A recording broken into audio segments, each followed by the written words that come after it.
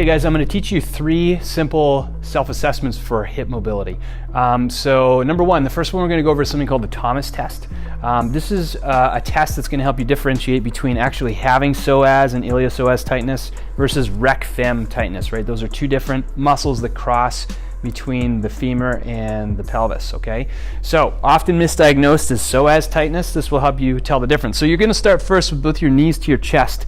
Ideally, you can hold this position with your sacrum flat, your back flat on the bench like this without any pinching in the hips. All right, if you do, you might have some impingement in the front of the hips. So what we're going to do is we're going to let one of our legs drop down here, and ideally what you should see, I'm going to move down a little bit, what you should see is that this femur here, with your knee pulled right to your chest, this femur, this leg should lay flat right on this here. Okay, that typically indicates that, I don't have any psoas tightness. Now you can see my lower leg, right? It's not at 90 degrees here. This tells me that I have some it's rectus femoris. So one of my quad muscles is tight. You can see my other leg.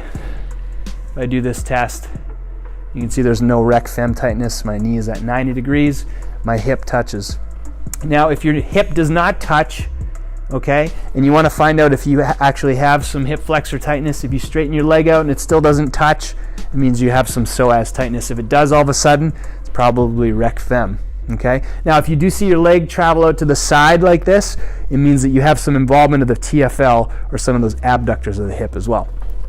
Now, another assessment you can do for really simply is something called an active straight leg raise. And this helps differentiate some posterior elements of your leg to see if you have any restriction going on there. So very simply, you lock out your quad, lift your leg up as high as you can without letting the other leg come up, and just see where you're at. If you can assess that you're about 90 degrees, that's about what you want, 80 to 90 degrees like that. Make sure you assess both sides.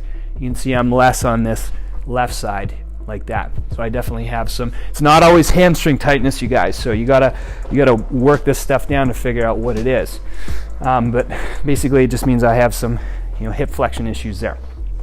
Another assessment you want to do is internal and external rotation of the femur, right, of the hip joint. So what you're going to do really simply is just in a relaxed position, 90-90 like this.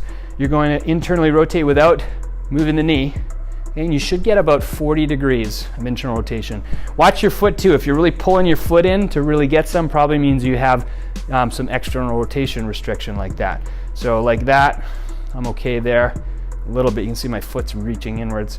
Okay, and then the external, you can see I'm pretty good there. That's internal rotation.